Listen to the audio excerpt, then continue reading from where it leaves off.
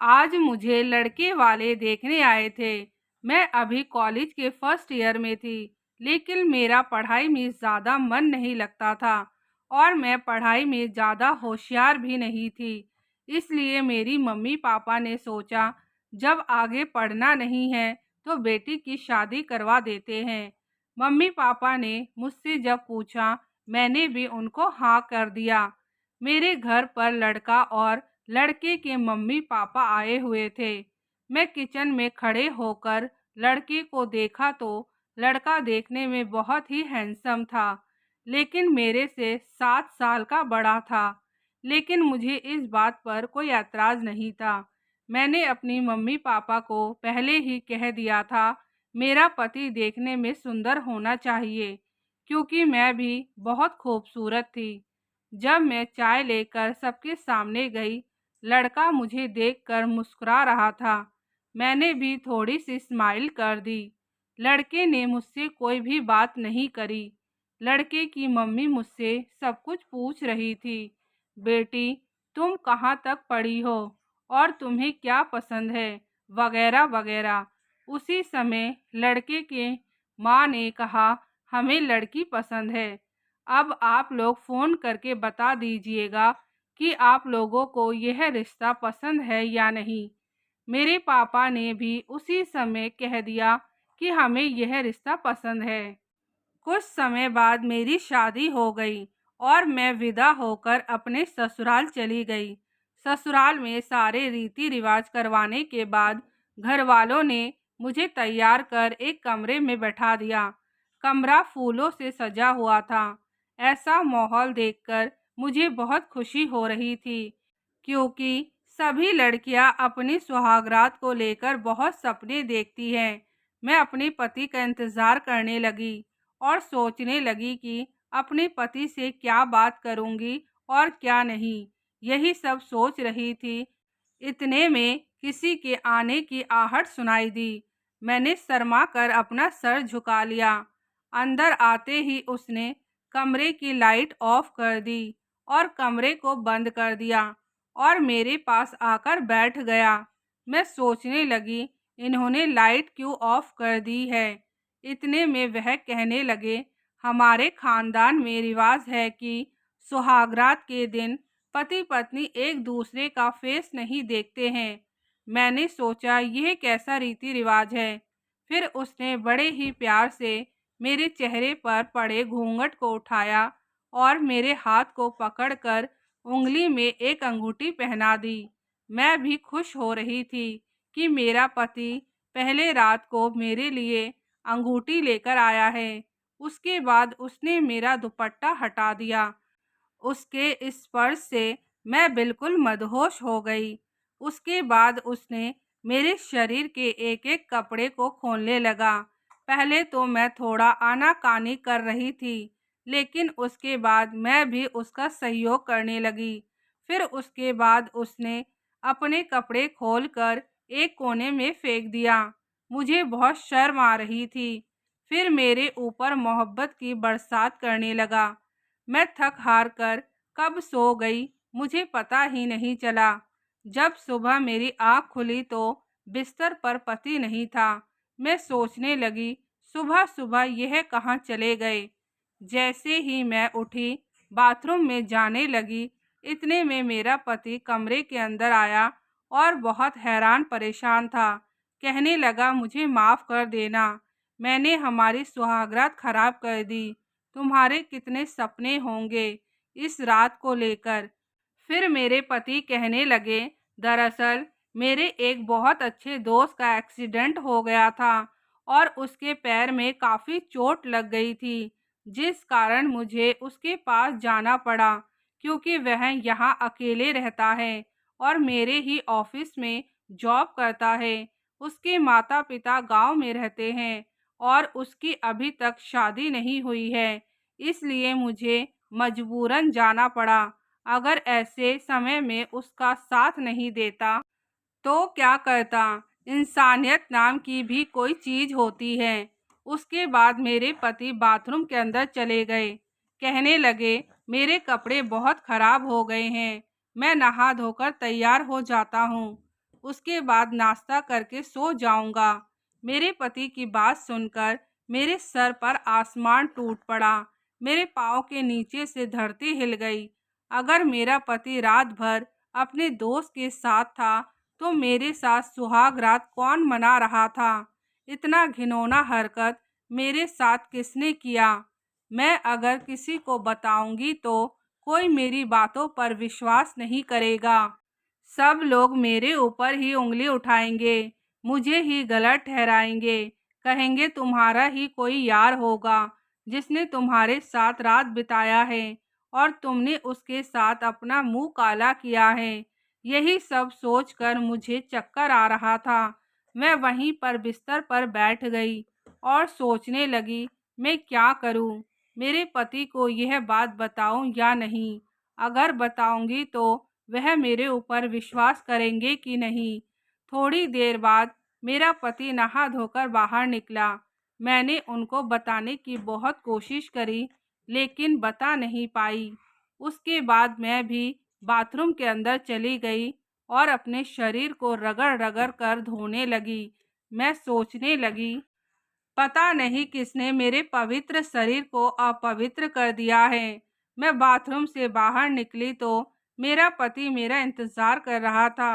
वह मुझे लेकर बाहर निकला और मेरी सास ने मुझे नाश्ते के टेबल पर बिठा दिया और कहने लगी, बेटा अच्छे से नाश्ता करना, यह तुम्हारा ही घर है।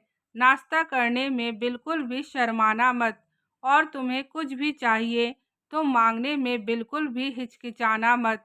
इससे पता चल रहा था कि मेरी सास बहुत अच्छी हैं। मेरे ससुराल के सभी लोग बहुत अच्छे थे। सभी लोग मेरा बहुत ख्याल रख रहे थे। पूरा दिन मेरा बहुत अच्छा निकला। जब रात हुई तो मेरा पति मेरे नज़दीक आने लगा।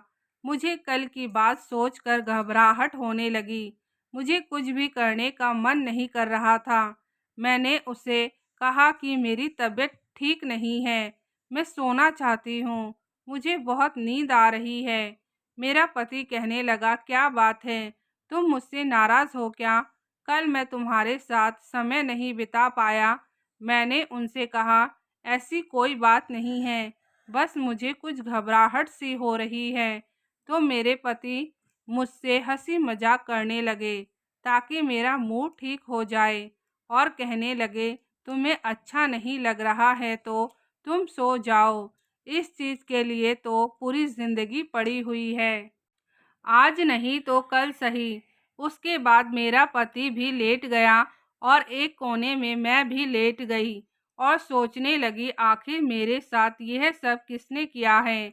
मैं इसका पता ज़रूर लगा कर छोड़ूंगी। इस बात को मैं ऐसे नहीं छोड़ूंगी। फिर मेरे दिमाग में आया इस घर में कोई अनजान इंसान तो आ नहीं सकता है। जिसने भी मेरे साथ यह गलत कदम उठाया है उस इंसान को इस घर के लोग बहुत अच्छे से जानते होंगे। मैं सोच लिया था कल मैं उठकर अपनी सास से पता लगाऊंगी।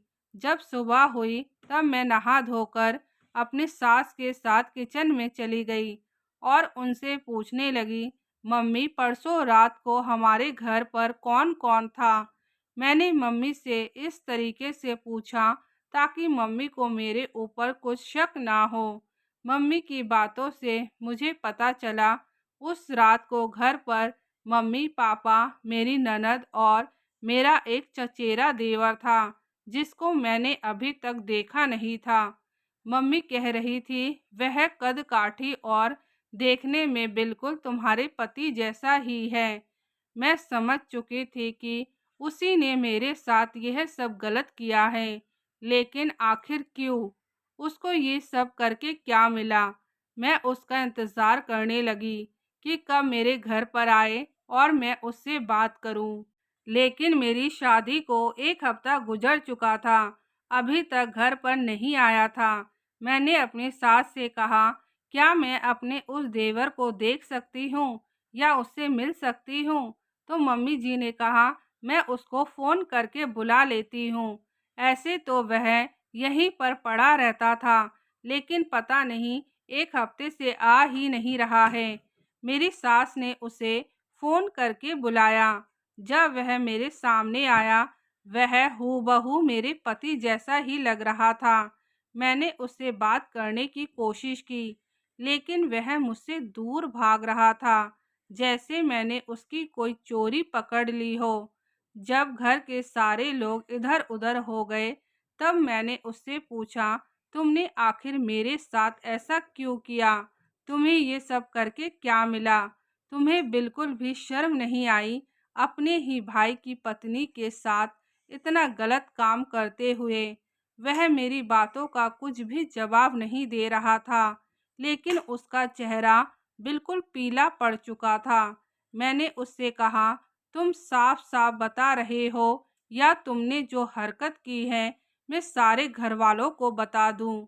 मेरी बातें सुनकर वह हंसने लगा, कहने लगा, तुम्हारी बातों पर कोई भी विश्वास नहीं करेगा, क्योंकि घर के सारे लोग मेरे ऊपर बहुत विश्वास करते हैं और मेरा भाई तो मेरे ऊपर जान छिड़कता है। मैंने उससे कहा, फिर तुमने ऐसा क्यों किया? तो वह चीखने चिल्लाने लगा और कहने लगा, मैं अपने भाई से नफरत करता हूँ। वह बचपन से ही हर चीज में आगे था, हर कोई उसकी तारीफ करता था और मेरी बुराई करते थे, इसलिए मुझे अच्छा नहीं लगता था। मेरे मन में उसके प्रति जलन सी पैदा हो गई थी। यहाँ तक कि तुम्हारी फोटो मेरे घर पर भी आई थी। तुम मुझे बहुत पसंद थी। मैंने सोचा था मैं तुमसे ही शादी करूँगा, लेकिन मेरे जाने से पहले तुम्हारी शादी मेरे भाई के साथ तय हो गई।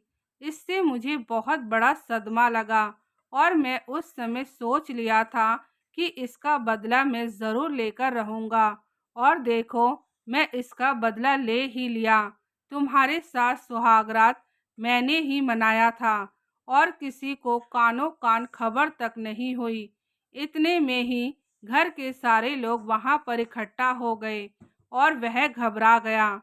मैंने पहले ही घर के सारे लोगों को मेरे साथ हुए हरकत को बता दिया था और कहा था, यहीं से छुपकर आप लोग हमारी बातें सुनना। जब उसने अपने मुंह से सारा सच उगल दिया, सारे घर के लोग वहां पर पहुंच गए और उसकी हकीकत जान गए। जिसको इतना प्यार करते थे, उसने इतना बड़ा धोखा दिया। मेरे पति ने उससे सारे रिश्ते नाते तोड़ दिए। उसको पुलिस में डलवाने के लिए भी कहा था, लेकिन मेरे देवर के माता-पिता ने हमारे सामने हाथ जोड़ गिड़गिड़ाने लगे, जिस कारण मैंने उसे पुलिस में नहीं दिया। उसके बाद हम दोनों पति पत्नी ने अपना नए जीवन का शुरुआत किया। मुझे लगा था मेरे पति को मुझसे बहुत सारी शिकायतें होगी कि तुम्हारा कुंवारापन तो खत्म हो गया है, लेकिन मेरे पति ने मुझे समझा, कोई भी शिकायत नहीं करी। मेरा पति मुझे बहुत प्यार करता था और मेरी ज़रूरत का बहुत ध्यान रखता था। बाकी मेरे ससुराल वाले भी बहुत अच्छे थे। आज मेरी शादी को 5 साल गुजर चुके हैं और मेरी एक प्यारी सी बेटी है।